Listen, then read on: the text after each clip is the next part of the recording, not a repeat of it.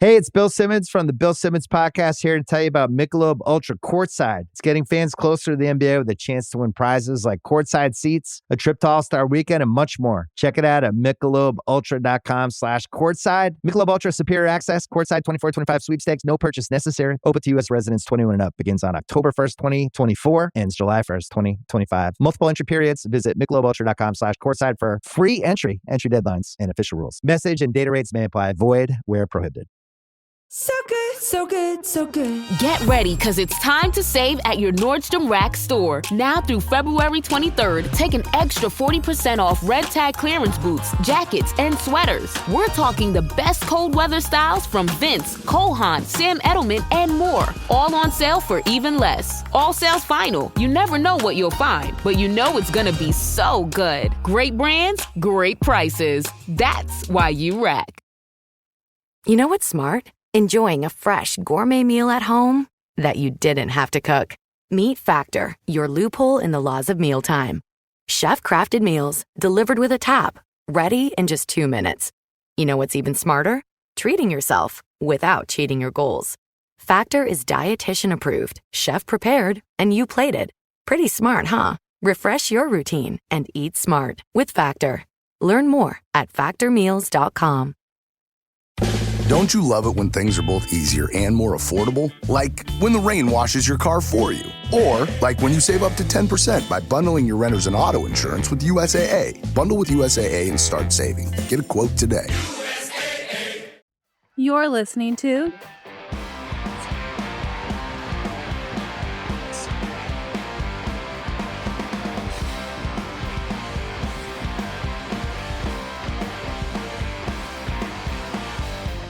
Welcome, everyone, to They're Gonna Call It a Hard Foul, brought to you by the Fan First Network. As always, I'm here with my brother Mike, and tonight, following the Celtics' victory last night, we have a special guest from WEEI, Justin Turpin. Justin, welcome. Thanks for having me, guys. Yeah, we're excited to have you. Excited to get in. Justin, you're a co-host of the Slam podcast, and I listened to you guys. I thought you got great breakdown after the trade deadline, value in the trades, and I definitely want to talk to you about how that's going to impact the Celtics going forward and what, raises the level of another team's opportunity to beat them, whatnot. But, I just love to hear from you just off the top, your thoughts on the first half of the season. Yeah, I think it's gone the way people should have expected it to, right? I think going into the season, and this was natural, there were these high expectations, and there should still be high expectations, but I think people were expecting them to just coast through the season just like they did last year and have none of these obstacles. That's not the reality when you're the reigning champions. And you've heard other champs talk about it when they were in Golden State a couple weeks ago. Steph Curry and Steve Kerr talked about it. And when Steve Kerr especially says that, I think that's some wisdom that you need to listen to, right? He did it as a player with Michael Jordan and did it as a coach with Steph Curry. So when he talks and he's discussing these experiences, I think people should listen. So I think it's gone the way people should have expected. I think the lull was a little bit longer than we would have hoped over across an 8-week span, but they're heading into the All-Star break high, and I think when they come back, they'll be ready to go. Yeah, no, I think it's been about the same, but I think the one difference, and Justin, maybe you disagree, is they do seem bored at times, against certain teams. Like there was a clear difference in level of play when they play, let's say, Dallas or even the 76ers game where they had that great comeback. But for the most part, they slept, kind of sleptwalked through that whole thing. Then as compared to Cleveland and the Knicks, where it felt like they could do whatever they wanted offensively. And obviously the defensive intensity was ratcheted up even more. 100%. And I think that's why people are more annoyed with the way they're playing, right? Because if you look at even the last week when they play New York, they go in there and Jason Tatum dominates that game. They had control the entire time. You look at the Cleveland game, again, they ratcheted it up and they were ready to go.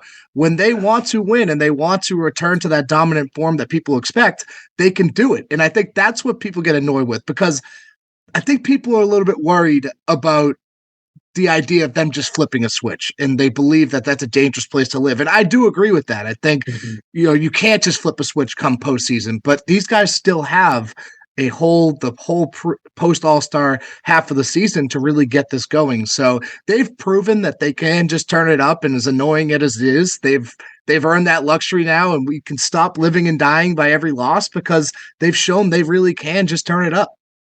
Yeah, I would agree with that. And I was concerned with the turning it on and turning it off. And I'm less now because my concern was, are they going to pick up bad habits from this? Right. And I'm not seeing it. I'm not seeing bad habits when they play teams, I guess, how do I put it, that they respect, maybe? Yeah. Like they probably would have played hard against Dallas if Anthony Davis wasn't hurt, right? I feel like they were in the locker room and they found out he was hurt and they were like, okay, we don't have to show up tonight. We might still win because we're so freaking talented. So I understand why people get frustrated, but I also think like there's been a lot of evidence this year against playoff teams that they show up and they're ready to go. Maybe OKC the second half was one that it was like a little concerning because they only scored, I think, like 30 points for an entire half. But outside of that, like they've really been locked in against these good teams. And quite honestly, even in the game they lost to Cleveland, I feel like Boston was the best team in all 3 games. Yeah, so 25 fourth quarter points for Mitchell, right? Like they should. It's a got to beat them. Yeah, that's right. And Donovan Mitchell, he has our number. But I feel like there's some defensive deficiencies in Cleveland. They have a tough time matching up with us. And when Boston's really locked in, I mean, we're attacking Darius Garland on offense and on the defensive end. When they're locked in, I mean, they make it really difficult for anybody.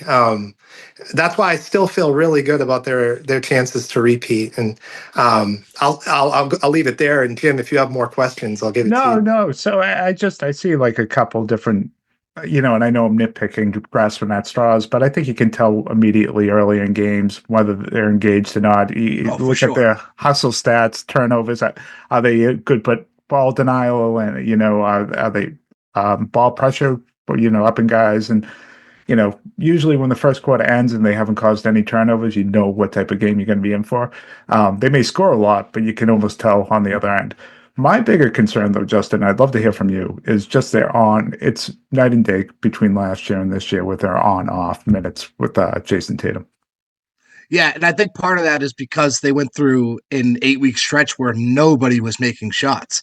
So that doesn't help. Like, he's obviously your number one scorer, and Jaylen Brown's obviously struggled a little bit shooting the ball. And I think part of that is because he's been in and out of the rotation and out of the lineup with injuries. And it's been a problem really more so earlier in the year was a bigger problem where Drew Holiday's been in and out. Jalen's been in and out. Kristaps was in and out. Sam Hauser. So guys aren't finding their rhythm because they keep coming in and out of the lineup. And then when Tatum's off the floor, he's the one that initiates the offense more so now than ever. And I think ever since the finals, there's a newfound appreciation for what Tatum does on the offensive side. It's not about just scoring with him, right? He uses his gravity, and we saw it the entire NBA finals on the biggest stage.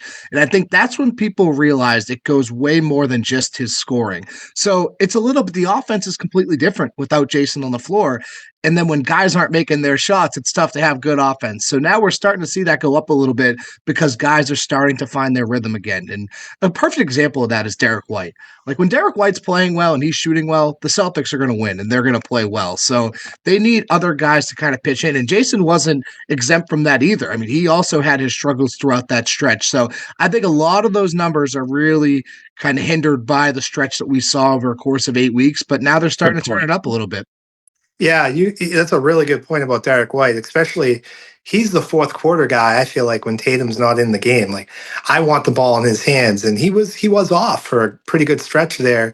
And you brought up Sam Hauser. I feel like when Sam Hauser's hitting threes, the Celtics are like impossible to beat because he just brings this other element, and Tatum's actively looking for him. He spreads the floor for Tatum and Brown, and suddenly he started to hit his shots again. And Al Horford started to hit his shots again. And here we are. Would they win 7 or 8 or 8 or 9? Something like 7 that. or 8, yeah. Yeah. So yeah, I agree. And I don't have the numbers right in front of me, but if you look at the Sam Hauser numbers, just based on how many threes he's making per game, their record just gets better and better. So when makes 2+3s, 3+3s, they just keep getting better. And I think also when Sam Hauser's getting shots, it's a good indication of how the offense is flowing. When he's getting shots, I think they're running good offense because obviously he does a lot to get open. And, he's a really underappreciated part of that. And I think he's a sneaky underrated part of this team because they don't really have another wing like him that can score. And when he's off, I mean, it's all that pressure is on Peyton Pritchard. And I mean, Al Horford's just starting to find it a little bit, but even last year when he came off the bench, he's not the scorer. And granted, he's not known for being a scorer, but he can score when he needs to. And that just hasn't been the case off the bench. So Sam's really important. And I like that you mentioned that 3-point stat because if you look, it's really interesting. It's the more threes he makes, the more success they have. And the inclusion of Torrey Craig gives him a little bit more depth at that position, too. Right. And a little bit better defender. Probably not quite the shooter that Sam is. Certainly not a move shooter like Sam Hauser is, but gives him a different element that maybe, they didn't have, an extra wing body. Yeah. The starting five, since KP's come back, it feels like, to me anyways, it feels like it's just been one game where they've been locked in as a unit, and that was that Cleveland game. Do you have any concerns about them recovering or getting back to where they were last year, or you just think it's a competition thing, maybe them playing down to competition or lack of reps or something like that? I think you said it earlier. I think they're just bored. At the beginning, it was the lack of reps and it was the lack of minutes, and teams that the Celtics were the easiest team to plan for this year because you had over 100 games on tape of the same exact team. Yeah. The top 9 was set. Like they added Baylor Shireman in the mix, but these guys weren't going to play. Yeah. So all this film was on the team, and they've had all summer to game plan towards this team. And so they're getting defended differently. And when Kristaps isn't on the floor, it's hard to really adjust to that. So when guys were missing time at the beginning of the season, they were using 15 different starting lineups in the first month and a half of the season. It's tough to really get up for that, especially when teams are starting to figure you out a little bit, and you have to counter that. And they're starting to do that. But I think as part of that is they were the lack of reps, and Joe was really hard on that, where he made sure to always emphasize that these guys really weren't on the floor as much. Now I think they're acclimated, and we've seen that when they want to turn it up and when they're feeling up for it, they can do it. But other nights they're just disengaged, and they're like, let's just get to the playoffs already. And this might be a small factor. I'm interested to know what you think, Justin. I feel like the refs are officiating Kristaps Porzingis different this year than last. I feel like he got a lot more foul calls on the post shots last year when people were bumping him. And this year he's not getting those calls. And the Celtics like to go that five high offense and getting him the ball down there. And I feel like at times it's kind of, he's played well, but it's taken away from the other guys' rhythms. And also at times he's getting fouled and like his shot will be off and the refs aren't calling it, which I think last year he was going to the line all the time. It was like you couldn't cover Kristaps Porzingis last year. It was like he was near the top of among qualified players in the post of free throw attempts when they're working out of the post. So he did a great job with that last year. And the thing is too, it's just they're allowing more physicality. I think that's the big thing. There's just letting them play more, which is great, right? Like people, obviously the biggest talking point surrounding the league hasn't necessarily been the teams or the players involved. It's been the 3-point volume and how the game is soft now and how it's boring, but they're completely neglecting the fact that these guys are going to war down in the post night in and night out, and they are letting them play more physically. And that does change things. And that's also part of the starting five, right? Like you mentioned, that Kristaps outlet, it's still there, but it took him a little bit to get going because he's adjusting to the physicality. So just the more time they have together. And that's another thing that goes back to what we were talking about earlier about how the expectations of this team. Just because they spent all this time together last year, they have to just completely reacclimate. They had the whole summer off. Guys improved their games. Like, look at Peyton Pritchard. That's a guy now who has a new role on this team who was on the team last year, right? Things change. So that's part of that is the expectations. I think that's important where they're starting to figure it out. And people thought they would just click and continuity was supposed to be their biggest thing going into the season. But there was also growing pains naturally. There's growing pains with every season, whether you bring a whole new team or the same exact team, it's going to happen because no season's the same. Yeah, Jim, I just want to say one more thing and I'll hand it back over to you. You mentioned the physicality, and I think whatever it was 4 years ago when they traded Daniel Tice for Luke Cornett, whenever that was at the trade deadline, if you told me that the game changing to allow more physicality would actually help Luke Cornett as a player, I would have laughed in your face. And he's like really worked on his body. You see it, and like I think he like flourishes in this physical kind of game, and he's playing so well this year because of that. I mean, he has to be one of the best value contracts in the league. Absolutely. I mean, what this guy brings on a night in, night out, he needs to do. Seriously. And I give him a lot of credit. Like, he deserves it. Like, this guy took less to be here. And it's never going to be flashy in the box score. Some nights it is, and then he'll start doing his goofy celebrations that everyone loves, but it's not necessarily going to show up on the stat sheet every night. But what he does for this team with how he screens, how he spaces the floor, his rim protection, again, it might not always count in cumulative stats, but he is so important to this team. Like, he's one of the smartest basketball players I've seen. It feels like he's always just in the right spot, making the right decisions, and it shows on the court, like just how they flow with him. The Luke Cornett minutes are some of the highest rated minutes they have this year, and that's not a coincidence. Like, he excels at his role, and if that's your third center, you feel pretty good. And I don't know what it is. I think people around the league don't really give him the credit because they see all these highlights and these goofy celebrations. They're just this big goofball, but he is a damn good basketball player, and he's really important to this team. Yeah, Sean Morey gave Andre Drummond 2 for 20 for a guy that hasn't adjusted and acclimated to the league in the past 5 years at all. So they really why Luke Cornett gets the league minimum, which is just, it's crazy. He could have hurt the Celtics by paying Luke Cornett too. That was the wild part about the whole thing. Hey, so Jason Tatum, I remember this Peter King article from years back with Tom Brady talking about Brady saying, I have the answers to the test now. I go up to I know what's going on. And it feels like with Tatum, with all the junk defenses he has seen over the years, these different type of traps, late double teams, things like that, that he's processing the game at a similar level. And so I watch this and I think the team that obviously made the biggest move that impacted the Celtics had to be the Cavs with DeAndre Hunter.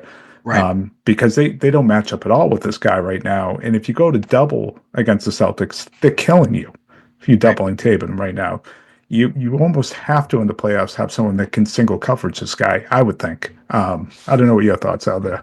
100%. And one thing that's really underappreciated about Joe Mazzulla is how he taught this team the importance of spacing. And when he talks about it post-game, it's not just coach talk. It's not just throwing words out there so people don't really listen because he's, you know what I mean? It's not trying to deflect questions. He genuinely values spacing so much and the importance of it. And every basketball player or coach knows the importance of spacing the floor. And Joe Mazzulla really drilled that in with them. And when you got a team like the Celtics, if you're spacing the floor correctly and they double Tatum, you have guys that are all career league average 3-point shooters or better wide open because you're showing 2 at Tatum, and they're always going to make the right play because all day at practice, these guys just go through different reads. And the whole idea of the Celtics offense is to create open shots and attack 2-on-1 advantages and get mismatches. It's all very calculated. And Joe Mazzulla obviously calls it that killer whale offense, and we see it work in action. But you're right. You can't double this team because they just have such great shooters all over the floor, especially in the postseason. Like, I know Al Horford has been up and down from 3 this year, but are you going to trust that guy to make threes in the playoffs? Absolutely. You saw what he did to Cleveland last year in Game 5. Like, you leave the thing is with this team, it's just so well constructed that they are all just built for the moment and they all rise their games at that. And they're all obviously hell of a basketball players too. Like, there's 6 all-stars. Like, all of them have made, or with the exception of Derek White, have made an all-star appearance at one point. Like, this team is really good. And when they're spacing the floor and doing those little things that Michael overlooked, they're unstoppable, and that's why you can't double against them. We're going to take a quick break for our sponsor. Yeah. Look around. You can find cars like these on AutoTrader, like that car riding your tail. Or if you're tailgating right now, all those cars doubling as kitchens and living rooms are on AutoTrader too. Are you working out and listening to this ad at the same time? Well, multitasking pro, cars like the ones in the gym parking lot are for sale on AutoTrader. New cars, used cars, electric cars, maybe even flying cars. Okay, no flying cars, but as soon as they get invented, they'll be on AutoTrader. Just you wait. AutoTrader. This episode is brought to you by Atlassian. Atlassian makes the team collaboration software that powers enterprise businesses around the world, including over 80% of the Fortune 500. With Atlassian's AI-powered software like Jira, Confluence, and Loom, you'll have more time to do the work that matters. In fact, Atlassian customers experience a 25% reduction in project duration per year. Unleash the potential of your team at Atlassian.com. Atlassian. You found your person. Now let the Knot help you with everything else. The Knot connects you to the wedding inspo, vendors, venues, and planning tools you need to make your day totally you. Having helped plan 25 million weddings, we've got your back when it comes to every little detail like RSVPs, budgets, and more. Because your wedding comes to life with the connections that matter the most. Get started at theknot.com/audio. The Knot. Let's plan your wedding together. Every cup of Nespresso coffee is an invitation to transform your morning routine into a ritual you can treasure each and every day. Using the Virtuo Pup, a simple touch of the button freshly brews bold aromas and a rich, velvety crema layer for delicious cafe-quality coffee at home. Whether you enjoy your coffee hot or over ice, every sip, every morning is unforgettable. Nothing tastes like Nespresso coffee. Visit Nespresso.com or our app to explore our full range of easy-to-use machines and coffees not found anywhere else. Go ahead, Mike. I think you want to jump in, but I just look at it as right. You nailed it exactly. Like if you try go ahead. Is Hunter a guy that can help Cleveland on that end? Do you think, or is he? I watched him not a ton in Atlanta on League Pass, but I don't really remember seeing him as a defensive liability. It looked like he could defend a little bit, but I think he's known more for his offense. Do you think that's a guy they can trust to be alone on Tatum in the playoffs? I think they hope so. I think that's why they go out and get him. They sure hope that they can trust him alone, and he's a wing stopper. I mean, he's a great defender, and definitely, like you said, Jim, that was the biggest trade that affected the Celtics because that's directly in competition. I know their teams aren't necessarily looking around the league and looking at the Celtics. It's like, how do we get to that level? This one felt like it was, where they're looking at DeAndre Hunter and be like, this is the guy that we can get at the trade deadline that gives us the best chance to get through Boston. And Cleveland deserves that, right? They obviously they're number one team in the East. They're having a hell of a season. They think they have a shot at the NBA Finals. So in order to get there, you have to go through Boston. So they see a guy like DeAndre Hunter, who's a wing stopper, who's a great defender in the middle of his prime, in his mid-20s, you go out and get him. So they hope they can put him on Tatum and Brown and have him kind of slow them down. But the numbers across his career against them aren't very pretty. Like they've had their way against him. And that's the thing is, so what? You're going to put Hunter on Tatum, and then what are you going to do with Jalen? What are you going to do with Drew? Like, what are you going to do with everyone else? They just have so many different ways to hurt you. I keep going back to that Joe Mazzulla quote from last year when he compared it to the Into the Spider-Verse movie when there's just a bunch of different Spider-Men. Like, this is that team. Like, he's 100% right. Like, there's just no right answer to slow this team down. Like, I could only imagine game planning against this squad because it's tough. Well, I'm listening to your podcast after the trade deadline. One of you guys brought up the point. It might have even been you, Justin. I don't recall, but that the one thing he does have now is he does have Allen and Mobley behind him defensively, whereas Atlanta, you kind of Chris Capella is what he is. He's kind of lacked that support defensively that he's going to have now. Right. And I also think he brings them a level of discipline on the defensive end because they fell out of the top 20 in last month in defense. And that's not a winning recipe for any team, especially with Cleveland, how well they're playing defense. That was kind of triggering their offense at the beginning of the year. So I think he brings them some discipline, and it does allow him to play a little bit more aggressive when you got guys like Allen and Mobley behind him. I mean, that team's really good. It's just, you said it at the beginning, it's just not a great matchup for Boston. And when you're looking at across the Eastern Conference, none of the teams are good matchups. I mean, they've trailed in 2 games against New York. They've trailed for 49 seconds. You know how ridiculous that is?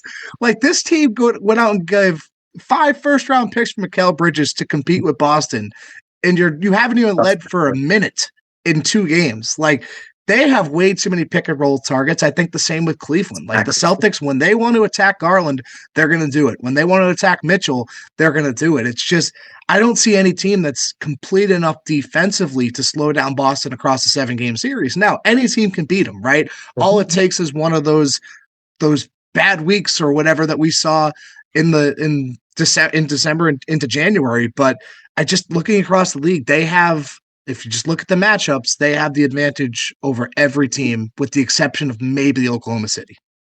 Yeah, well, like the Knicks made all those trades, but they brought in Karl Anthony Towns and just kicked the defense to the side because the Celtics it was so weird, right? Because Tom Thibodeau is such a hard-nosed defensive coach, and it was just a complete philosophy change for New York, bringing in Karl Anthony Towns. And look, they're a good team. Like, they're obviously third in the Eastern Conference. It's just the 2 teams above them are significantly better.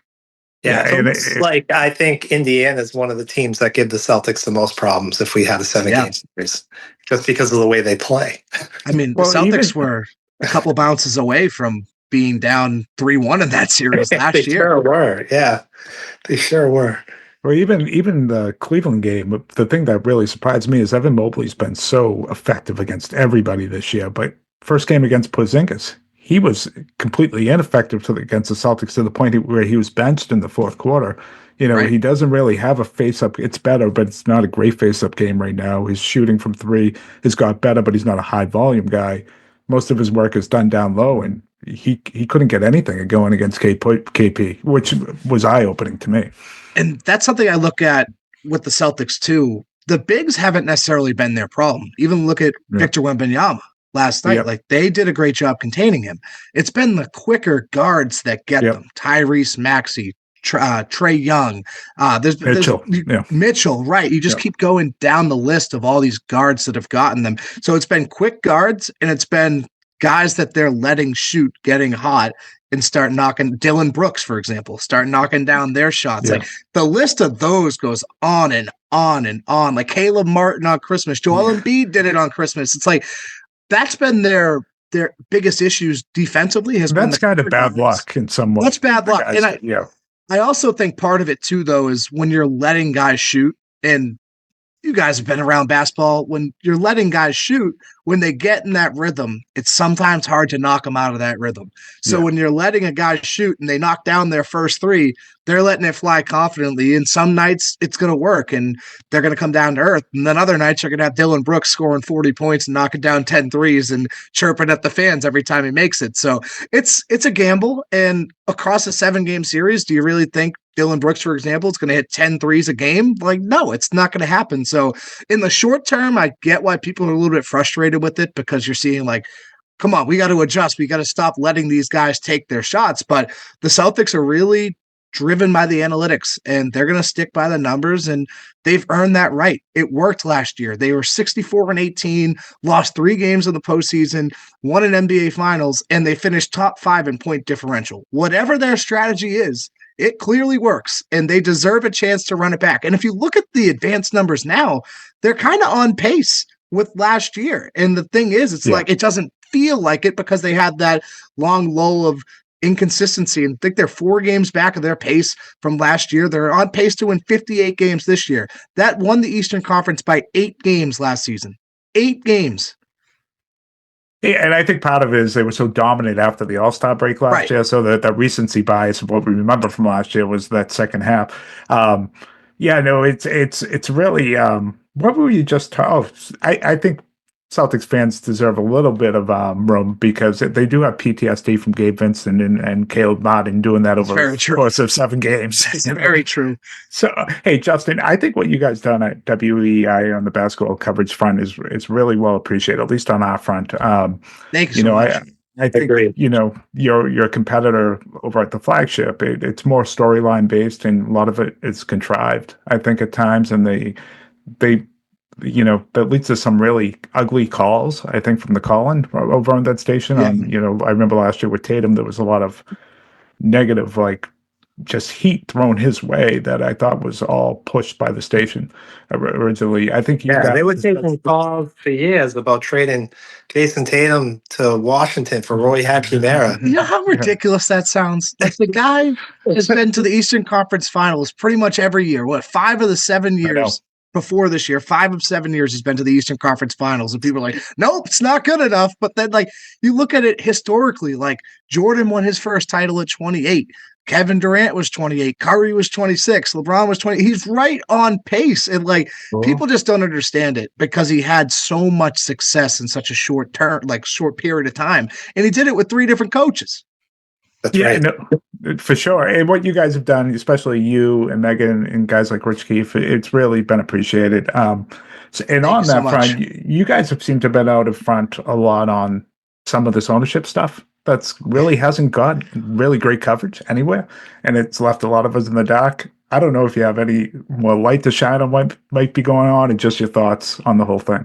Yeah, the thing is with the ownership and the Celtics just in general, they keep everything really close to the vest. So the only person that we know is officially in the running is Steve Pagliuca, because he's the only one that explicitly said it, right? I don't think Jeffrey Lurie, that people are trying to kind of read between the lines of his words before the Super Bowl and think, well, he didn't really refute it. Well, he said he wasn't really interested in purchasing a sports team. So I'm going to go with he's being out. So the only one that we really know of is Steve Pagliuca. And I think the initial bids went in a week or two ago. So it's going to start to come out, especially as we get closer to this process. But the Celtics keep everything close to the vest. And I really do think they don't want this to be a distraction in any sense for the players, for the fans, for the people in the front office, for whoever it may be. Wick Grossbeck wants this to be a really private sale process because he doesn't want it taking away from this team. Tell you what, like around the front office and the ownership and coaching staff, everyone involved, they truly believe this team deserves the best. And obviously that stems after winning a championship last year, but this is a historically good team, and they don't want what they're doing overshadowed by an ownership process and uncertainty. Because once you start talking about the uncertainty, like obviously there was conversations around the trade deadline. Oh, they might trade Drew Holiday. Oh, they might trade Jaylen Brown. Did people actually believe that? Like that was never going to happen. They weren't going to punt on a championship run here. Like it was always the clearest day, the only 2 players they were going to consider moving was Jaden Springer or Xavier Tillman. So when you see things like that, it's like, this is why we don't want this ownership stuff out. Like we don't want this all public, and everyone keeps going back to Fenway Sports Group, and it makes sense, right? They're already in the market. They've expressed interest in having an NBA team. But when you look at what FSG has done, especially with the Red Sox, off the field, right? They built around Fenway Park. They put the MGM Music Hall there. They put all these attractions around the park that they own, selling the experience. And a lot of people have a lot of qualms and gripes with that. And that's one thing, but that's their business model. Yeah. They can't do that here, but can they do it in Vegas where they have their own stadiums and they have all this attractions that they can build off? So it never made sense for Fenway Sports Group either. So I think people just need to be patient. And as much as, everyone's been left in the dark, reporters included, about what's going on, I think people just have to be patient and just understand that there's a reason they're taking this so slow. Yeah, Vegas is a little easier to do business too. You just got to grease a few county commissioners' palms, and you're probably okay there. And you'll have your own stadium. Like that's the thing with FSG. You think John Henry and them are going to want to pay rent to the Jacobs family? Absolutely not. Yeah, as soon as they get that Vegas team up, the first player they should trade for is Terry Rozier. that'd be something. I wonder how much stuff of that would happen. Like I bet you there's already NFL team there, hockey team, and none of it's really there. The thing is, you can do it anywhere now, so it doesn't really. You can do it right off your phone. Like it's not like things are going to be walking out of the sports book with tickets. Like it is crazy though, just how. It was obviously going to happen eventually, but the fact that it's actually coming to light now, like we had the whole thing last year, obviously Terry Rozier, and it hits a little closer to home when you see a guy that you watched and wore the Celtics uniform and was one of their best players through a playoff run, and you see his name come up on it. It hits a little bit differently. So I think teams and leagues are always prepared for it, just because it's inevitable at this point. Yeah, I remember Drew Bledsoe wearing his jersey at the Bucks series in that first round. That yes. with the whole thing with Eric Bledsoe. It was awesome. Justin, if when me and Jimmy started this podcast during COVID, it was so we could hang out, and it kind of just kept going, and we have fun with it. When he told me you were coming on, I just started thinking back to like, oh my god, the guy from WEI. I was like, when I was a kid, like it was the Weena Wina line. It was, of course, you still do the Jimmy Fund Foundation. Yeah. Which is awesome, the work you guys do there. I just want to say, I don't know how much longer we're on. I wanted to make sure before I got off to just say it means a lot that you came on today. To me. I really appreciate it. Anytime, guys. Thank you so much for having me on. This was a lot of fun. No, thank you. Any before we go, any prediction for the season? How this is going to end? I wrote about this the other day at WEEI.com. I really do think that they're going to come out of the All-Star break ready to go. And they're going to look like this team that we saw going into the All-Star break, because they made it a point to hit the All-Star break playing some of their best basketball. Now coming back, they know it's, go have your vacation time now, get your rest in, because now we got to start building those good habits. We can't keep messing around. We got to build the foundation for what we're trying to do in the postseason. So I think they're going to come back and really start to ratchet it up a little bit. And I stand by it. I really do think this team is historically special, and I see them win another championship come June. Can I ask you one more question then? Yeah. This is one I've been thinking about that I wanted to talk with Jimmy on the pod eventually. They win back-to-back. Where does Tatum and Brown stand on the pedestal of like Celtics greats? You know what's funny? I was talking about this, and you guys mentioned Rich Keefe earlier. Him and I were talking about this the other day. If you're looking at the Celtics team now, you have Hall of Fame cases for, assuming they win another one, Jason Tatum. I think Jason Tatum gets in regardless. Al Horford probably gets in regardless. Jaylen Brown and Drew Holiday. You have four players that are already on a Hall of Fame trajectory. And obviously Derek White still has some time. Kristaps still has some time. So a championship like this, if they go to 3 finals in 4 years and win 2 of them, it solidifies them as one of the best duos. And just, it's unfortunate that like the overall winning, it's always just going to come down to rings, but like just the overall winning and what the state this team was in. And I know Isaiah did a great job bridging the gap, but the state this team was in when they got here, and for them to just have this model of consistency every year you were going to the Eastern Conference Finals, I think is really underappreciated. And, teams would kill for that, to have their team playing in the conference finals every single year. And that's just become the norm here, to a point where if they don't make the finals, it's a catastrophe. And they're still so young, 28 years old for Jaylen Brown, 26 for Jason Tatum. Like, these guys are just entering their prime now. And I know the team's going to look a little bit different